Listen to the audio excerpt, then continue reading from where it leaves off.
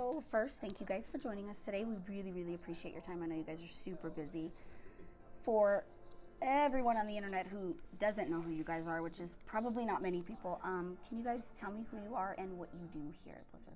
I am Shani Edwards, and I'm a game producer for World of Warcraft. My name is Morgan Day. I'm one of the lead game designers on World of Warcraft. Ah, the lead game designer. One of, yes. There's a couple Are you in charge of pruning? there. I'm kidding, that's an unofficial question. Thank you for your guys' work. It's appreciated. Thank you. I know you don't hear it often, but Thank you. we care. Yeah, We we do too. It's We love what we do. appreciated. It's a And lot of fun. Yesterday was amazing.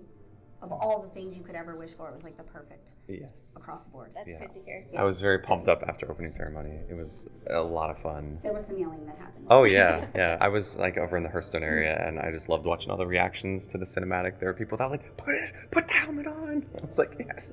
I really thought so. Wait. That was going to happen. Yeah. Was that the idea? I know that you guys probably don't deal with cinematics, but I'm assuming Totally. that was the That was idea. definitely the idea. Yeah.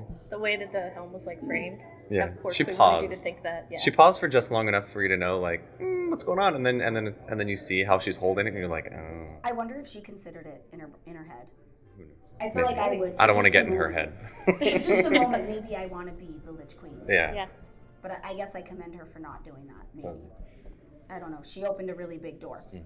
So. Literally in the sky. Yeah, no, literally, which is so bizarre. I'm so excited to get into that. Totally. So with that, I wanted to start off by talking about some gear stuff. Mhm. So with Mythic Plus gear, Totally. this expansion for BFA, in most cases, the Mythic Plus gear is kind of like outgeared raid gear. And this is probably more for like the heroic level players. For guilds or groups that run keys specifically to get gear to be able to go into different raids, it seems with the exception of a few raid trinkets this last expansion, Mythic Plus gear has almost kind of been the better route Right. to gearing versus farming raid gear. How lucrative do you feel that the acquisition of Mythic Plus gear should be for raiding? Yeah, totally. So, we look at a lot of different sources of where people's loot are coming from, and we do feel like, while, Mythic Plus, you can do a lot of runs and kind of, after a long enough time, you feel like you can have a good chance to get like that socket on your bracer or whatever it may be that is really valuable. So that is kind of like a source that you can run over and over again to kind of look for that perfect item. Whereas a raid, it's very specific. Here's your one run.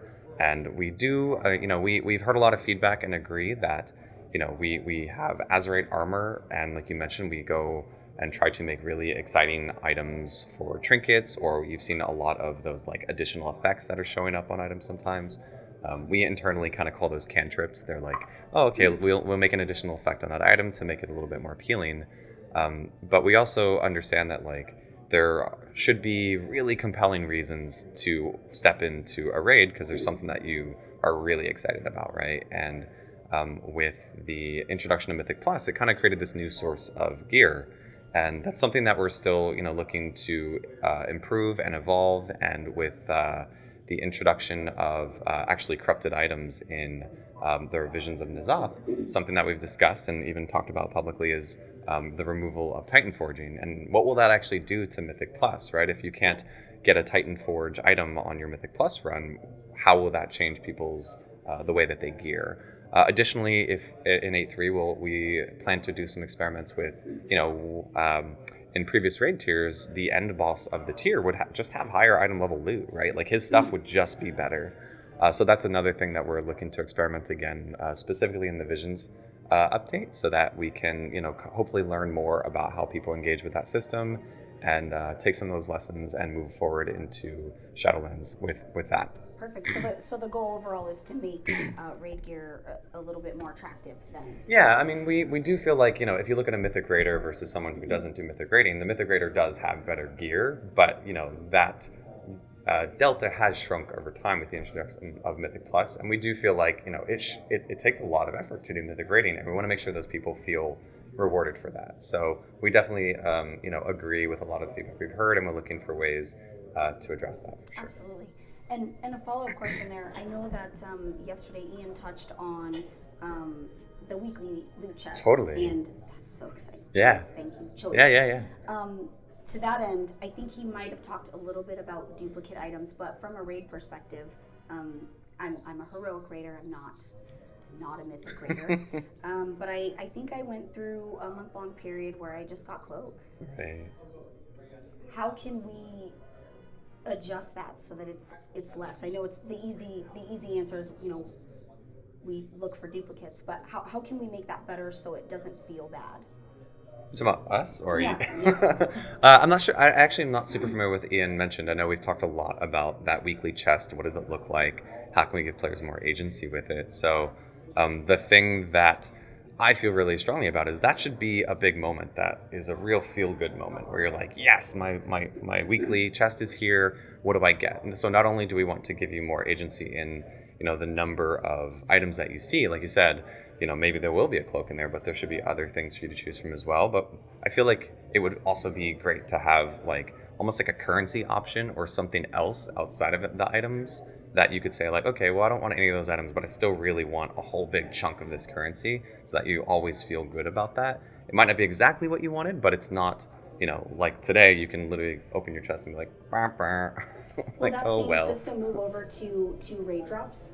For the chest, I think we've actually talked. I don't want to talk too much about it because we're still discussing exactly how to evolve that system. But we think it's a really compelling way to give people more agency and to even potentially say, yes, if you do an activity in a raid, maybe you get an extra option in that chest. But you would still just have the one item. But it's all about just giving you those extra choices. And then for the one of the things that's really neat is you can, with the personal loot system, it's pretty great. And being able to share that with other people in your run, if you don't need it, is equally awesome. Is there any plans to adjust the ability to be able to trade things that are maybe just a little bit of a higher item level for yourself, but maybe what you're wearing has better stats or you don't need it? It kind of feels bad that it sits in your bag, and somebody on your team could use it. Do you have any plans on adjusting that for Shadowlands? Yeah, so we, I think you're speaking to the, basically the tradability rules, if this item is tradable or not. We've made it, I think we've made adjustments to that every expansion at this point. We looked at weapons and, what about main hand, offhand? I've got a two-hander. Can I trade things? We have those discussions pretty frequently because we often hear that feedback about I'm a specific spec who really loves this stat. So while that's higher eye level, definitely not better for me. We worry a little bit about just layering complexity there, and any world where we would have to update those rules every patch, because as you've seen, your stat weights change over the course of the expansion, and it could just get very complicated very quickly depending on how we treat those rules. But that's certainly something that we are constantly hearing feedback on and are looking to address or adjust those rules where it makes sense. Awesome. But for now, there's no new things to say, in Shadowlands, we're making this change. Not yet, but it is something that we talk about pretty frequently. Awesome. For guild raid group sizes, many guilds have varying amount of members. Mm-hmm. Towards halfway through, maybe towards the end of the life cycle of an expansion, a lot of the smaller guilds struggle kind of keeping their raid roster full, usually by second to last tier. A lot of encounters in Old Deer, BFD, Eternal Palace were pretty unforgiving for smaller raid groups. I suffer from that as an experience. Totally. Is this something that you feel like you could benefit from adjusting? Do you have plans on adjusting that? Totally. So that's something where we're constantly looking at the difficulty of the raid tier and of the different encounters, and we have a really awesome group that gathers a bunch of really cool data for us, and we meet with them very frequently. And one of the things that we always try to focus on is what does the difficulty curve look like for 10-man groups versus 20-man versus even 30-man, because we've got the whole scaling delta, right? And I definitely think that there are lessons that we're learning about targeting. If you let an ability hit anyone, then in a 10-man group it can hit both healers, in which case nobody's healing right now because they're running off to the woods, right? So that's definitely something that we can improve and just kind of learn best practices and setting better standards for ourselves so that we don't make those mistakes. But when they do happen, we see that in data that we get from these awesome groups, and we do try to make changes quickly in that regard, but I do think we could also improve and being quicker with those where we see those discrepancies. There's no reason to leave that way. We don't want to punish the lower groups. We should be making those adjustments and doing them as quick as we can. So absolutely. As a warlock, I don't really have a complaint there because I can stay alive. They're your own healer. Yeah, no one else can. So it bothers them more than it does me. Totally. So considering the scaling issues with teaming, has there been any consideration to swapping it for an FX like reaping? With teaming? Interesting. What specifically do you mean with the scaling issues with teaming? So like there's a lot of scaling issues, especially given group comp with teaming. So I know that you guys probably have I'm assuming you guys probably adjust the FXs probably pretty frequently. Yeah. I know that teaming specifically is a common complaint in terms of scaling for the group. Interesting. So teaming actually has two parts, and I feel like over time one part has been emphasized more than the other, but teaming actually does two things, which originally when we discussed it, the main element of teaming was that it actually requires more enemy forces. I think it's something like 20% or 25% more enemy forces are required to get through the dungeon. So it just says like you have to clear more things with the goal of, everyone generally has the path that they take. And then on teaming weeks, you have to deviate from that a little bit. You kind of have to learn. And then there is additionally other creatures that get spawned in the dungeon. I feel like over time, the extra creatures have had more of an emphasis than just the alternate path. So with Shadowlands, that's absolutely something, we have 8 new dungeons. We will review kind of all of our current affixes. Maybe we'll even discuss like, hey, do we want to replace any? Like with Battle for Azeroth, we added the idea of those seasonal affixes that people seem to be really enjoying. And that's also an opportunity for us to revisit something like teaming and say, do we still like this? Maybe we've overemphasized one part of it versus another, and just have a chance to revisit that. Absolutely. Now, before I forget, do we have a date for 8.3? Do we? I don't think we've announced it yet. Okay, no. Not yet. I figured I would try because I didn't know if anybody else was going to ask that question. Look at Shani. Shani's my The producer. other brain. Because I really need this question answered, and this might be more of a question for you. I'm Alliance. I'm fully invested in ensuring my king has an heir to his throne. Like, that's a really big deal. I know we have a few possible love interests, but are we going to see anytime soon a potential wife?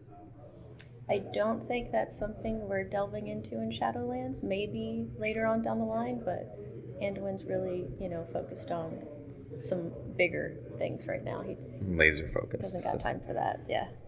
I need I'm him to sorry. be about girls for just a little bit. Because if we lose him in battle, He'll get there. it's going to be Gen that takes over, and he's a little grumpy. So That's a good point, actually. Does he have a like what's the succession there? Yeah. He doesn't have one. Oh boy. Yeah, that's a scary. good point, yeah. Because if I'm the enemy, he's going to be my target. Right. Because I can break the alliance, essentially.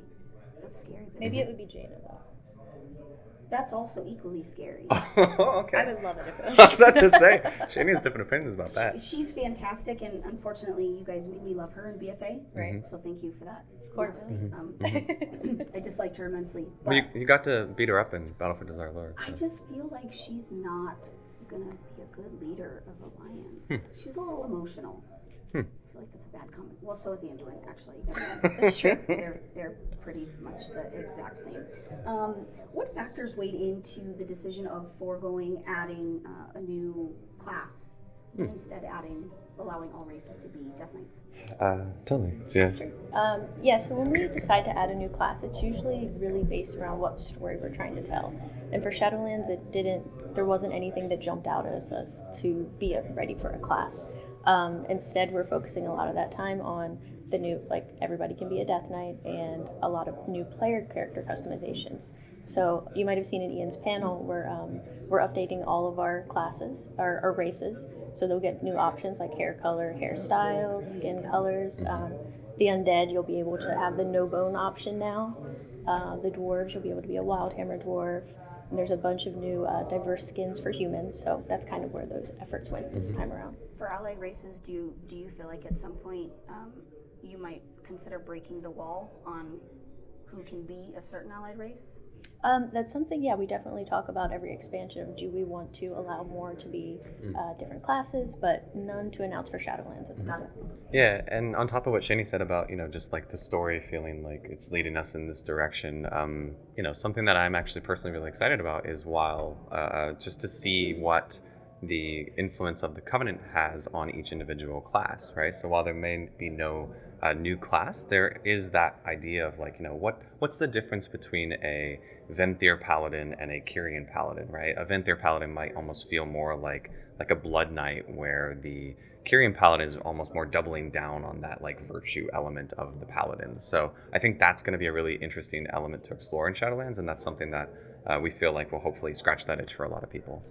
I kind of agree. The Covenant thing is really, really interesting. I'm excited to kind of see how that plays out. And I heard some chatter yesterday of people being concerned about having to choose the one on your main and follow it through. And if you want to swap over, it'll be expensive. And I feel like that's okay.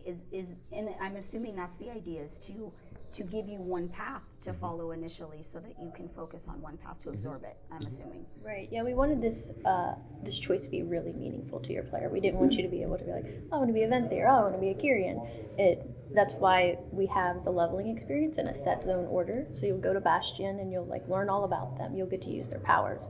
Then you go to the next zone, you'll learn all about them. You'll get to use their powers. And then at the end, we feel like you'll have had a good experience of playing with their powers, seeing their aesthetic, knowing what that Covenant is all about. So hopefully you can make a really good informed choice. Feel good about that choice. Yeah, and we really have considered the level up experience through Shadowlands to hopefully service as almost a tutorialization of each of those covenants, right? You'll get to play with the class ability and their the second ability. I kind of consider it like almost like a racial ability. It's more like Goblin Rocket Jump, right? Unburden is a very mobility focused. And also you'll meet a lot of the characters that will end up being your soulbinds. So you'll, while you're questing through Revendreth, you'll meet Nadia, who's like a fencer, and she's all about like dueling. So that's kind of a good theme for her and her, options or abilities that she might grant you when she's a soulbind. So we want to make sure that you have a ton of context. You get to learn about the culture as well as, the abilities that they'll give me as you're leveling up. So that, at max level, you feel good about that choice. Having a through path versus the way it's been since, I think probably Legion, where you could pretty much go wherever you wanted and you can start there and that would be the story. Do you feel like that the storytelling has a deeper meaning when you give a through path a thing to follow? That's why we wanted to do the through path this time around, because we really had a big overarching narrative that we wanted to tell that really involved you going from one zone to the next. And I feel like you save us from ourselves. Where do I go? Because I'll go everywhere. Yeah. Right. The cool thing is on your alts, when you're doing your second playthrough, you can choose to go to any zone that you want. So you don't have to do The alt-friendly of this expansion is pretty exciting. I don't alt a whole lot, but I feel like it's necessary at this point, just because I need to be able to experience all the things.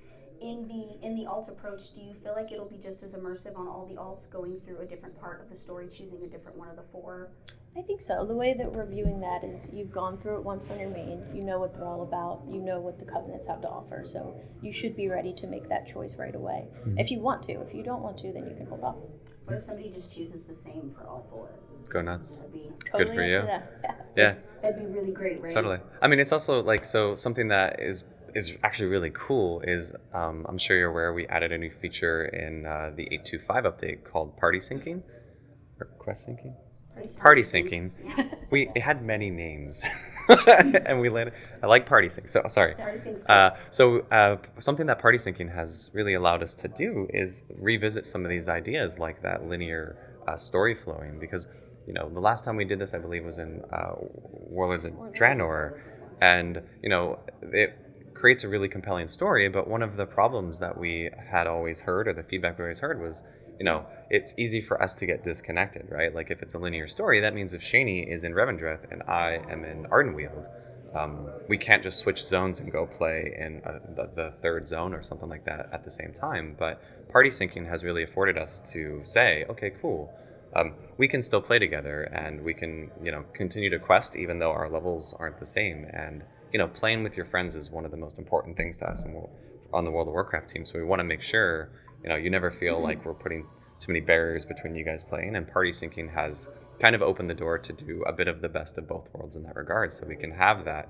linear story flow that feels really compelling, but also let people continue to play together. Party Seeking was great. Awesome. My husband is perpetually behind on everything. So I'm like, come on, get on my back. Okay. Yeah, exactly. Now you can drag him along. No, that's actually a really great thing. Mm-hmm. So I just want to touch on legendaries for 2 seconds. Totally. I was anti-legendary in Legion for obvious reasons. Sure. I think the idea of legendaries is really great. So building your own legendary, what is the thought process behind that? Right. Totally. So, like you said, in Legion, the legendary process was not very fun. Like, you had to hope that you got the drop that you wanted. So here, our thought process was we want to give players more agency. That's kind of our big overarching theme of Shadowlands, is more agency to the player. So being able to craft your own legendary lets you pick the slot that it's going in, pick the power that's going on it, maybe even pick the secondary stats that you're going to get. But you're still working towards that by doing Torghast Tower of the Damned, but you get to actually get what you want out of that in the end. And the legendaries, I assume, will carry you through probably the entire expansion, similar to the way they were before. Like, you'll keep the same. Maybe. We haven't really discussed that too much, but I mean, that is certainly one thing that we have discussed, but there's also the potential to continue to add more or find other ways to really hook into that system this time around. Because we really love that idea of, like, you're kind of forging your own, right? Like, not to say we're going to do this, but an idea that I love is that idea of, like, you know, maybe you go into a raid and you get that legendary piece off of a raid boss, and then you can take that back to the forge, and maybe that is what guarantees your option to get, like, the pyro effect on your bracers. It's like, cool, here's this thing, I can slam it in there, that guarantees me that ability. That's a really cool thing that we feel like will give people more options when they're pursuing something that they're going after. Absolutely. And one less thought to worry about for at least a while, which is always good when you're trying to get gear. I'm excited to see what that looks like. And in terms of that, the professions, being able to target specific stats for crafting is pretty amazing. Kind of almost on a genius level. Not to give you guys a bigger ego. And for BFA, there was a lot of really interesting specific items that kind of brought a lot of value to the crafter. I found a lot of value in them, and I have all the professions because I alt just for professions. Throughout the life cycle of an expansion, there's really only a few professions that are consistently really needed. Gold making in the auction house that bring value to your alts, to your guildmates. Is there plans to target specific recipes for gold making or making? I know the question's always, can we make better gear? But I don't really feel like you should, at least in my opinion, just because you should go get it, not make it. That should be a stepping stone. Is there any plans on kind of focusing items that are good for gold making outside of just your pots, your flasks, that kind of stuff? Totally. That's actually, there's many parts to that question. That's really interesting. So, like, one of the things that we just mentioned, I know you said, you just said that you feel like, you know, if you're going to craft gear, you should go get it. I think that's actually an interesting option, and with this variable reagent system is kind of what we call it, that actually opens up some really cool possibilities, right? Like, if you think about, you know, Sulphurous Hand of Ragnaros, you crafted that, but you also had to go kill Ragnaros, right? Like, that was challenging, and you had a really cool item, but you could say, cool, I've got this awesome item that I crafted, and maybe to take it to the next level, you have to go achieve something really challenging. Maybe you go into Torghast and get something, or maybe you go into one of the raids. So I feel like this will open up really cool options like that for us. And in terms of the gold making stuff, I would love to hear if you have any specific ideas on that, because I feel like, you know, really we've got easy those. To say fix it and then Sure. not have anything to give Well, you. I mean, I feel like, you know, there are specific, you know, trade skills that are, you know, more like alchemy is more consumable focused. You always need your flasks. I feel like that's a decent way to make money. There's also other of those, you know, trade skills that have more perishable things that have, you know, a constant need for those, and those are often areas where I see people focus on if they're just looking to make money. But I feel like, you know, crafting gear is also potentially an option there. I think something that we did in Legion, I think we added craftable legendaries I forget what patch it was, but we added craftable legendaries, which was something that you had to work really hard for and could actually sell. And not only was that awesome for the person with the profession, but it also helped people who maybe had a new alt or a brand new character, and they felt like, cool, how do I catch up in this legendary system? I just want something, right? Okay, let me go grab something off the auction house. They weren't the best, right? But it was something that you feel like, okay, cool, I've got something, I now feel at least viable, and I can go work out and get the thing that I'm really looking for. Absolutely, absolutely. I agree. I will think about that really hard to see if I can tweet to you some really good suggestions. And the final question that's really important. I need to know each of your favorite thing about Shadowlands. I think one of my favorite things is just the covenants in general. Like, I really like the new abilities that you get, especially the one for Ardenweald. You get to turn into a little fox and run around and draw aggro, and I think that's awesome. It's kind of like your spirit animal form, and as a frost mage, I always think of that as like a druid thing or a shaman ghost wolf thing. Me being able to do that as a frost mage, I think is awesome. I'm really excited about Torghast. I love, I play a ton of games, and I'm always really excited by the idea of almost like a roguelike within WoW, right? How much crazy power can we give you as you climb Torghast, and we can really go nuts because you leave it there, right? When you leave Torghast, all those powers kind of get stay within the Jailer's Tower, and I think it'll be really exciting to see, the variable layouts and the different creatures that you're going to fight, as well as the different almost like builds people will come up with all the hundreds of powers. Absolutely. Are you going to tell me who the jailer is? Absolutely He's not. the jailer. Thank you so much, Thank guys. you. Thank you. Thank you. That's great. Thank you.